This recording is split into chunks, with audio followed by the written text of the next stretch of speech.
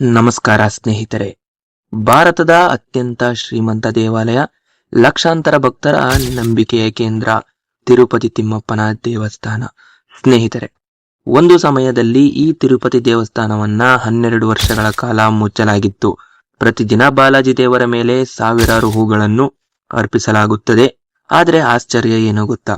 ಅವುಗಳಲ್ಲಿ ಬಹುತೇಕ ಹೂಗಳು ಗರ್ಭಗುಡಿಯಿಂದ ಹೊರಗೆ ಬರುತ್ತಲೇ ಇಲ್ಲ. ಹಾಗಾದ್ರೆ ಅವು ಎಲ್ಲಿಗೆ ಹೋಗುತ್ತವೆ? ಯಾರು ತೆಗೆದು ಹಾಕುತ್ತಾರೆ? ಇದು ಇಂದಿಗೂ ಉತ್ತರ ಇಲ್ಲದ ಪ್ರಶ್ನೆ. ಬಾಲಾಜಿ ಗರ್ಭಗುಡಿಯಲ್ಲಿ ಇರುವ ದೀಪ ಸಾವಿರಾರು ವರ್ಷಗಳಿಂದ ನಿರಂತರವಾಗಿ ಉರಿಯುತ್ತಲೇ ಇದೆ. ಶ್ರೀ ವೆಂಕಟೇಶ್ವರ ಸ್ವಾಮಿಯ ಕೂದಲು ನಿಜವಾದ ಕೂದಲು. ಇದನ್ನ ನೀವು ನಂಬುತ್ತೀರಾ? ಅದು ನಿಜವಾದ ಮಾನವನ ಕೂದಲುಗಳೇ ಅಂತ ಇಂದಿಗೂ ಕೂಡ ನಂಬಲಾಗಿದೆ. ಇದು ಸತ್ಯ ಕೂಡ ಹೌದು. ಈ ವಿಡಿಯೋದಲ್ಲಿ ನಾವು ಒಂದೊಂದಾಗಿ ತಿರುಪತಿ ತಿಮ್ಮಪ್ಪನ ನಿಗೂಢ ರಹಸ್ಯಗಳನ್ನ ತೆರೆದು ನೋಡೋಣ. ಅದಕ್ಕಿಂತ ಮುಂಚೆ ನಮ್ಮ ಚಾನಲ್ ಸಬ್ಸ್ಕ್ರೈಬ್ ಮಾಡಿಲ್ಲ ಅಂದ್ರೆ ಈಗಲೇ ಸಬ್ಸ್ಕ್ರೈಬ್ ಮಾಡಿ, ಹಾಗೆ ಲೈಕ್ ಮಾಡಿ. ಸ್ನೇಹಿತರೆ, ಭಾರತದಲ್ಲಿ ಅತಿ ಹೆಚ್ಚು ದೇವಾಲಯಗಳು ಇರುವ ರಾಜ್ಯ ಯಾವುದು ಅಂತ ಕೇಳಿದ್ರೆ ಅದು ತಮಿಳುನಾಡು. ಆದರೆ ಭಾರತದಲ್ಲೇ ಅತಿ ಹೆಚ್ಚು ಶ್ರೀಮಂತ ದೇವಾಲಯ ಯಾವುದು ಅಂತ ಕೇಳಿದ್ರೆ ಅದು ಆಂಧ್ರ ಪ್ರದೇಶದಲ್ಲಿರುವ ತಿರುಪತಿ ತಿಮ್ಮಪ್ಪನ ದೇವಸ್ಥಾನ. ಈ ದೇವಸ್ಥಾನದ ವಿಶೇಷವಾಗಿರುವುದು ಕೇವಲ ಚಿನ್ನ, ಬೆಳ್ಳಿ, ಕನಕದಿಂದ ಮಾತ್ರ ಅಲ್ಲ, ಇದು ಒಂದು ವಿಚಿತ್ರ ಸಂಪ್ರದಾಯ ಹೊಂದಿರುವ ದೇವಾಲಯ ಕೂಡ ಹೌದು. ಈ ದೇವಸ್ಥಾನದಲ್ಲಿ ದೇಣಿಗೆಯನ್ನ ಧನದ ರೂಪದಲ್ಲೂ ಸ್ವೀಕರಿಸುವ ಪದ್ಧತಿ ಕೂಡ ಇದೆ. ಇನ್ನು ಆಶ್ಚರ್ಯಕರ ವಿಷಯ ಏನು ಗೊತ್ತಾ? ಇಲ್ಲಿ ಶ್ರೀಮಂತರಾಗಲಿ ಬಡವರಾಗಲಿ ಎಲ್ಲರೂ ತಮ್ಮ ತಮ್ಮ ಸಾಮರ್ಥ್ಯಕ್ಕೆ ಅನುಗುಣವಾಗಿ ತಮಗೆ ಇಷ್ಟ ಬಂದ ರೀತಿಯಲ್ಲಿ ಬೆಲೆ ಬಾಳುವ ವಸ್ತುಗಳನ್ನ ದೇವರಿಗೆ ಅರ್ಪಿಸುತ್ತಾರೆ. ಅದಕ್ಕಾಗಿ ಆಗಾಗ ನ್ಯೂಸ್ಗಳಲ್ಲಿ ನಾವು ನೋಡಿರ್ತೀವಿ. ಇನ್ನು ಕೆಲವರು ತಮ್ಮ ಜೀವನದ ಅಮೂಲ್ಯ ವಸ್ತುಗಳನ್ನೇ ದೇವರಿಗೆ ಸಮರ್ಪಿಸಿದ್ದಾರೆ. ಆದರೆ ಸ್ನೇಹಿತರೆ, ಇವತ್ತು ನಾವು ನೋಡೋಕೆ ಹೋಗ್ತಿರೋದು ಈ ಎಲ್ಲಾ ವಿಷಯಗಳಿಗಿಂತ ವಿಭಿನ್ನವಾದ, ನಿಮಗೆ ಬಹುತೇಕ ಗೊತ್ತೇ ಇರದ ಒಂದು ನಿಗೂಢ ಸಂಗತಿ. ತಿರುಪತಿ ತಿಮ್ಮಪ್ಪನ ದೇವಾಲಯ ಮುಖ್ಯ ಪ್ರವೇಶ ದ್ವಾರದ ಬದಿಯಲ್ಲಿ ಒಂದು ಬೆತ್ತ ಇರುತ್ತದೆ. ಈ ಬೆತ್ತವನ್ನ ಗಮನಿಸಿದ್ದೀರಾ? ಈ ಬೆತ್ತದ ಹಿಂದೆ ಇರುವ ಕತೆ ತುಂಬಾ ವಿಚಿತ್ರವಾಗಿದೆ. ಪುರಾಣ ನಂಬಿಕೆಯ ಪ್ರಕಾರ ವೆಂಕಟೇಶ್ವರ ಸ್ವಾಮಿ ಬಾಲಕನಾಗಿದ್ದಾಗ ಅವರ ಶಿಕ್ಷಣ ಸಮಯದಲ್ಲಿ ಶಿಕ್ಷಕ ಅನಂತವಲ್ಲ ಅವರು ಈ ಬೆತ್ತವನ್ನ ಬಳಸುತ್ತಿದ್ದರು. ಒಂದು ಬಾರಿ ಬಾಲಾಜಿ ಸ್ವಾಮಿಗೆ ಶಿಕ್ಷೆ ನೀಡುವ ಸಮಯದಲ್ಲಿ ಅಜಾಗರೂಕತೆಯಿಂದ ಈ ಬೆತ್ತ ವೆಂಕಟೇಶ್ವರ ಸ್ವಾಮಿಯ ಕೆನ್ನೆಗೆ ತಾಗಿ ಗಾಯ ಉಂಟಾಗಿದ್ದು, ಈ ಗಾಯಕ್ಕೆ ಪರಿಹಾರ ನೀಡಲು ಆ ಸಮಯದಲ್ಲಿ ಗಂಧದ ಲೇಪವನ್ನ ತಯಾರು ಮಾಡಿ ಹಚ್ಚಲಾಗುತ್ತದೆ. ಅದೇ ಕಾರಣಕ್ಕೆ ಸ್ನೇಹಿತರೆ, ಇಂದಿಗೂ ಕೂಡ ಶ್ರೀ ಬಾಲಾಜಿ ಮೂರ್ತಿಯ ಕೆನ್ನೆಯ ಮೇಲೆ ಗಂಧದ ಲೇಪ ಹಚ್ಚುವ ಸಂಪ್ರದಾಯ ಇಂದಿಗೂ ಮುಂದುವರೆದಿದೆ. ಇದು ಕೇವಲ ಅಲಂಕಾರ ಅಲ್ಲ, ಇದು ಒಂದು ಪುರಾತನ ನಂಬಿಕೆ, ತಲೆಮಾರಿನಿಂದ ನಡೆದುಕೊಂಡು ಬಂದ ಆಚಾರ. ಸ್ನೇಹಿತರೆ, ವೆಂಕಟೇಶ್ವರ ಸ್ವಾಮಿಯ ತಲೆ ಕೂದಲು ನೋಡಿದ್ರೆ ಅದು ಸಾಮಾನ್ಯ ಕೂದಲಿನಂತೆ ಕಾಣಲ್ಲ, ಅದು ನಿಜವಾದ ಮಾನವನ ತಲೆ ಕೂದಲಿನಂತೆಯೇ ಇದೆ. ಆದ್ರೆ ಒಂದು ವಿಚಿತ್ರ ಗುಣ ಹೊಂದಿದೆ. ಎಂದಿಗೂ ಸಿಕ್ಕುಬಾರದಂತೆ, ಇಂದಿಗೂ ಜಟಿಲವಾಗದೆ ರೇಷ್ಮೆಯಂತೆ ನುಣುಪಾಗಿ ಇರುತ್ತದೆ. ಅದಕ್ಕೆ ಇದನ್ನ ಅರಿಯಲಾಗದ ಚಿದಂಬರ ರಹಸ್ಯ ಅಂತ ಕರೀತಾರೆ.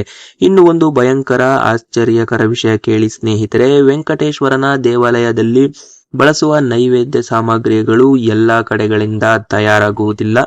ತಿರುಪತಿ ಬಳಿಯಲ್ಲಿರುವ ಒಂದು ನಿರ್ದಿಷ್ಟ ಗ್ರಾಮದಿಂದ ಮಾತ್ರ ಹಾಲು, ಹೂವು, ಹಣ್ಣು, ತುಪ್ಪ ಮತ್ತು ಇತರ ನೈವೇದ್ಯ ಸಾಮಗ್ರಿಗಳನ್ನು ದೇವರಿಗೆ ಅರ್ಪಿಸಲಾಗುತ್ತದೆ. ಈ ಗ್ರಾಮವು ತಿರುಮಲದಿಂದ ಸುಮಾರು 23 ಕಿಲೋಮೀಟರ್ ದೂರದಲ್ಲಿದೆ ಮತ್ತು ಕಳೆದ 23 ಶತಮಾನಗಳಿಂದ ಈ ಪದ್ಧತಿ ನಿರಂತರವಾಗಿ ನಡೆಯುತ್ತಲೇ ಬಂದಿದೆ. ಈ ಗ್ರಾಮದ ಹೆಸರು ಇಂದಿಗೂ ಕೂಡ ಗುಪ್ತವಾಗಿಯೇ ಇಡಲಾಗಿದೆ. ಸ್ನೇಹಿತರೆ, ಈ ಗ್ರಾಮದ ಹೊರತಾಗಿ ಬೇರೆ ಯಾವುದೇ ಗ್ರಾಮದ ಮನೆಗಳಿಂದ ಬಂದ ಸಾಮಗ್ರಿಗಳನ್ನು ದೇವಾಲಯದಲ್ಲಿ ಬಳಸೋದೇ ಇಲ್ಲ. ಈ ಗ್ರಾಮಕ್ಕೆ ಅಲ್ಲಿನ ನಿವಾಸಿಗಳನ್ನ ಬಿಟ್ಟು ಬೇರೆ ಯಾರಿಗೂ ಪ್ರವೇಶ ಇಲ್ಲ. ಅಂದರೆ ಸಾಮಾನ್ಯ ಜನರು, ಪ್ರವಾಸಿಗರು ಮತ್ತು ಹೊರಗಿನವರು ಈ ಗ್ರಾಮಕ್ಕೆ ಹೋಗಲು ಕೂಡ ಅವಕಾಶ ಇಲ್ಲ. ಈ ಗ್ರಾಮದ ಜನರು ಇಂದಿಗೂ ಕೂಡ ಆಗಿನ ಕಾಲದ ಪುರಾತನ ಕಟ್ಟುಪಾಡುಗಳನ್ನ ಶುದ್ಧವಾಗಿ, ಕಠಿಣವಾಗಿ ಪಾಲಿಸುತ್ತಿದ್ದಾರೆ. ಇದಕ್ಕೆ ಕಾರಣ ಸ್ನೇಹಿತರೆ, ತಿರುಪತಿ ತಿಮ್ಮಪ್ಪನ ದೇವಾಲಯ ಕೇವಲ ಒಂದು ದೇವಸ್ಥಾನ ಅಲ್ಲ, ಅದು ಒಂದು ಜೀವಂತ ರಹಸ್ಯಗಳ ಲೋಕ. ಇನ್ನು ಈ ಗ್ರಾಮದಲ್ಲಿ ವಾಸಿಸುವ ಪ್ರತಿಯೊಬ್ಬರು ಸೊಂಟದ ಕೆಳಗೆ ಯಾವುದೇ ವಸ್ತ್ರ ಧರಿಸುವುದಿಲ್ಲ. ಇದು ಅಲ್ಲಿನ ಪುರಾತನ ಸಂಪ್ರದಾಯ ಮತ್ತು ತಲೆಮಾರುಗಳಿಂದ ನಡೆದುಕೊಂಡು ಬಂದ ಕಟ್ಟುಪಾಡು. ಇನ್ನು ಸಾಮಾನ್ಯವಾಗಿ ಯಾವುದೇ ದೇವಸ್ಥಾನದಲ್ಲಿ ದೇವರ ವಿಗ್ರಹ ಗರ್ಭಗುಡಿಯ ಮಧ್ಯಭಾಗದಲ್ಲಿ ಇರುತ್ತೆ. ತಿರುಪತಿ ತಿಮ್ಮಪ್ಪನ ದೇವಸ್ಥಾನದಲ್ಲಿ ಮಾತ್ರ ಸ್ವಾಮಿ ವೆಂಕಟೇಶ್ವರನ ಮೂರ್ತಿ ಗರ್ಭಗುಡಿಯ ಬಲಮೂಲೆ ಭಾಗದಲ್ಲಿ ಸ್ಥಾಪಿತವಾಗಿದೆ. ನೀವು ಗರ್ಭಗುಡಿಯ ಒಂದು ಕೋಣೆಯಿಂದ ನೋಡಿದರೆ ಈ ವಿಷಯ ನಿಮಗೆ ಸ್ಪಷ್ಟವಾಗಿ ಗೋಚರಿಸುತ್ತದೆ. ಸ್ವಾಮಿ ವೆಂಕಟೇಶ್ವರ ಮೂರ್ತಿಗೆ ಪ್ರತಿದಿನವೂ ಹೊಸ ಮತ್ತು ಪವಿತ್ರ ಧೋತಿಯನ್ನ ಸೊಂಟದ ಕೆಳಭಾಗದಲ್ಲಿ ಮತ್ತು ಸೀರೆಯನ್ನ ಎದೆ ಭಾಗದಲ್ಲಿ ಅಲಂಕರಿಸಲಾಗುತ್ತದೆ. ಮರುದಿನ ಹೊಸ ಬಟ್ಟೆ ಅಲಂಕಾರ ಮಾಡುವ ಸಮಯದಲ್ಲಿ ಹಿಂದಿನ ದಿನದ ಬಟ್ಟೆಯನ್ನ ಪವಿತ್ರ ಎಂದು ಭಾವಿಸಲಾಗುತ್ತದೆ ಮತ್ತು ವಿಶೇಷ ಪೂಜೆಯ ಸಮಯದಲ್ಲಿ ಈ ಬಟ್ಟೆಯನ್ನ ನವ ದಂಪತಿಗಳಿಗೆ ಅರ್ಪಿಸಲಾಗುತ್ತದೆ. ಆ ದಾಂಪತ್ಯ ಜೀವನ ಸಾವಿನವರೆಗೂ ಸುಖವಾಗಿರುತ್ತದೆ ಎಂದು ಭಕ್ತರು ನಂಬಿಕೆ. ದೇವಾಲಯದ ಗರ್ಭಗುಡಿಯಲ್ಲಿ ದೇವರ ಪೂಜೆಗೆ ಬಳಸುವ ಹೂವುಗಳು ಅಲ್ಲಿಂದ ಹೊರ ತೆಗೆದುಕೊಳ್ಳುವ ಮಾತೇ ಇಲ್ಲ. ಯಾಕೆ ಗೊತ್ತಾ? ಗರ್ಭಗುಡಿಯ ಹಿಂದೆ ಒಂದು ಚಿಕ್ಕ ಜಲಪಾತ ಇದ್ದು ಅಲ್ಲಿಯೇ ಗರ್ಭಗುಡಿಯೊಳಗಿನ ನೀರು ಕೆಳಕ್ಕೆ ಧಾವಿಸುತ್ತದೆ. ಈ ನೀರಿನ ಮೂಲಕವೇ ಪೂಜೆಗೆ ಬಳಸಿದ ಎಲ್ಲಾ ಹೂವುಗಳನ್ನ ವಿಸರ್ಜಿಸಲಾಗುತ್ತದೆ. ಪುರಾತನ ನಂಬಿಕೆಯ ಪ್ರಕಾರ ಆತ್ಮ ಶರೀರವನ್ನು ತೊರೆದ ನಂತರ ಹಿಂದೆ ನೋಡುವುದಿಲ್ಲ ಅನ್ನೋ ನಂಬಿಕೆ ಇದೆ. ಅದೇ ರೀತಿ ಸ್ವಾಮಿಯ ಪೂಜೆಗೆ ಉಪಯೋಗಿಸಿದ ಹೂಗಳನ್ನು ಕೂಡ ಸ್ವಾಮಿ ವಿಗ್ರಹದ ಹಿಂದಿನ ಬಾಗಿಲಿನಿಂದ ವಿಸರ್ಜಿಸಲಾಗುತ್ತದೆ. ಇನ್ನು ಪೂಜೆಯ ಸಮಯದಲ್ಲಿ ಪೂಜಾರಿಗಳು ದಿನವಿಡೀ ದೇವರ ವಿಗ್ರಹದ ಹಿಂಭಾಗವನ್ನ ನೋಡುವಂತಿಲ್ಲ. ಅದೇ ರೀತಿ ವಿಸರ್ಜಿಸಲ್ಪಟ್ಟ ಹೂಗಳನ್ನ ಮತ್ತೆ ನೋಡುವ ಅವಕಾಶವೂ ಇಲ್ಲ. ಆದರೆ ಸ್ನೇಹಿತರೆ, ಈ ವಿಸರ್ಜಿಸಲ್ಪಟ್ಟ ಹೂಗಳು ಸುಮಾರು 20 ಕಿಲೋಮೀಟರ್ ದೂರದಲ್ಲಿರುವ ವೇರ್ಪಾಡು ಎಂಬ ಸ್ಥಳದಲ್ಲಿ ಕಾಣಿಸಿಕೊಳ್ಳುತ್ತವೆ. ಈ ಸ್ಥಳ ತಿರುಪತಿಯಿಂದ ಕಾಳಹಸ್ತಿ ಹೋಗುವ ದಾರಿಯಲ್ಲಿ ಸಿಗುತ್ತದೆ.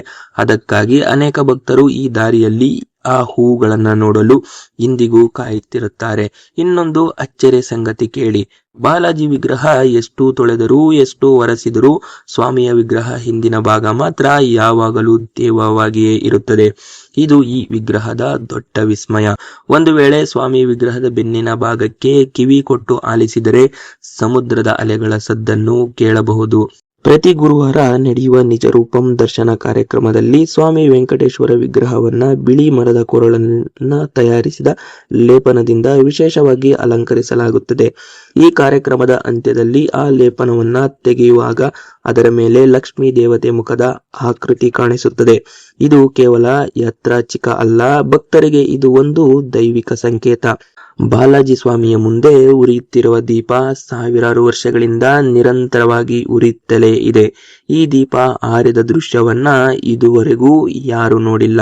ಅಷ್ಟೇ ಅಲ್ಲ, ಈ ದೀಪವನ್ನ ಯಾವಾಗ ಬೆಳಗಿಸಲಾಯಿತು, ಯಾರು ಬೆಳಗಿಸಿದರು ಎಂಬ ಮಾಹಿತಿ ಕೂಡ ಇಂದಿಗೂ ಸ್ಪಷ್ಟವಾಗಿ ಯಾರಿಗೂ ಗೊತ್ತಿಲ್ಲ. ತಿರುಪತಿ ಬಾಲಾಜಿ ದೇವಸ್ಥಾನವನ್ನ ಸಾಮಾನ್ಯವಾಗಿ ಯಾವ ಕ್ಷಣವೂ ಮುಚ್ಚೋದಿಲ್ಲ. ಆದರೆ 1800ನೇ ಇಸವಿಯಲ್ಲಿ ಮಾತ್ರ 12 ವರ್ಷಗಳ ಕಾಲ ದೇವಸ್ಥಾನ ಮುಚ್ಚಲಾಗಿತ್ತು. ಆ ಸಮಯದಲ್ಲಿ ಏನಾಗಿತ್ತು, ಯಾಕೆ ಮುಚ್ಚಲಾಯಿತು, ಇದು ಕೂಡ ಇನ್ನೊಂದು ನಿಗೂಢ ಅಧ್ಯಾಯ. ಸಾಮಾನ್ಯವಾಗಿ ಯಾವುದೇ ವಸ್ತುವಿನ ಮೇಲೆ ದ್ರವ ಬಿದ್ದರೆ ಹವಾಮಾನ ಮತ್ತು ತಾಪಮಾನಕ್ಕೆ ಅನುಗುಣವಾಗಿ ಅದು ಬಿಸಿ ಅಥವಾ ತಣ್ಣಗಾಗುತ್ತದೆ. ಆದರೆ ಪ್ರತಿದಿನ ಮುಂಜಾನೆ ಸ್ವಾಮಿ ವಿಗ್ರಹಕ್ಕೆ ನೀರು ಮತ್ತು ಹಾಲಿನಿಂದ ಅಭಿಷೇಕ ಮಾಡಲಾಗುತ್ತದೆ. ಈ ನೀರು ತಣ್ಣಗಾಗಿರಲಿ ಬಿಸಿಯಾಗಿರಲಿ ಎಂದಿಗೂ ಸುಮಾರು 110 ಡಿಗ್ರಿ ತಾಪಮಾನದಲ್ಲಿ ಕುದಿಯುತ್ತಿರುತ್ತದೆ. ಸ್ವಾಮಿ ವಿಗ್ರಹದ ಮೇಲೆ ಯಾವಾಗಲೂ ನವಿರಾದ ಮುತ್ತಿನ ಹನಿಗಳಂತೆ ನೀರಿನ ಬಿಂದುಗಳು ಮೂಡಿರುತ್ತವೆ. ಪೂಜಾರಿಗಳು ಈ ಹನಿಗಳನ್ನ ಒರೆಸಿ ವಿಗ್ರಹವನ್ನ ಸ್ವಚ್ಛಗೊಳಿಸುತ್ತಾರೆ. ಇವೆಲ್ಲ ನೋಡಿದ್ರೆ ಸ್ನೇಹಿತರೆ, ತಿರುಪತಿ ತಿಮ್ಮಪ್ಪನ ದೇವಸ್ಥಾನ ಇದು ಕೇವಲ ಒಂದು ಧಾರ್ಮಿಕ ಸ್ಥಳ ಅಲ್ಲ, ಅದು ಜೀವಂತ ಅದ್ಭುತ, ಒಂದು ಅರ್ಥವಾಗದ ರಹಸ್ಯಗಳ ಲೋಕ ಮತ್ತು ಶತಮಾನಗಳಿಂದ ಮುಂದುವರಿಯುತ್ತಿರುವ ದೈವಿಕ ಶಕ್ತಿ. ಸ್ನೇಹಿತರೆ, ನೀವು ಕೇಳಿದ ಈ ಎಲ್ಲಾ ನಿಗೂಢ ಸಂಗತಿಗಳು ನಿಮಗೆ ಅಚ್ಚರಿ ಉಂಟು ಮಾಡಿದ್ರೆ ಅಥವಾ ಇನ್ನೂ ಹೆಚ್ಚು ತಿಳಿಯಬೇಕು, ಇನ್ನೂ ಇಂತಹ ದೇವಾಲಯಗಳ ರಹಸ್ಯಗಳು, ಭಾರತದ ಅದ್ಭುತ ಕಥೆಗಳು ಬೇಕಾ? ಈಗಲೇ ನಮ್ಮ ಚಾನಲ್ ಸಬ್ಸ್ಕ್ರೈಬ್ ಮಾಡಿ, ವಿಡಿಯೋಗೆ ಒಂದು ಲೈಕ್ ಹಾಕಿ ಮತ್ತು ನಿಮ್ಮ ಸ್ನೇಹಿತರಿಗೆ ಶೇರ್ ಮಾಡಿ. ಮುಂದಿನ ವಿಡಿಯೋದಲ್ಲಿ ಇನ್ನೂ ಭಯಂಕರ, ಇನ್ನೂ ರೋಚಕ ಮತ್ತು ಅಚ್ಚರಿ ತುಂಬಿದ ವಿಷಯಗಳ ಜೊತೆ ಮತ್ತೆ ಭೇಟಿಯಾಗೋಣ. ನಮಸ್ಕಾರ.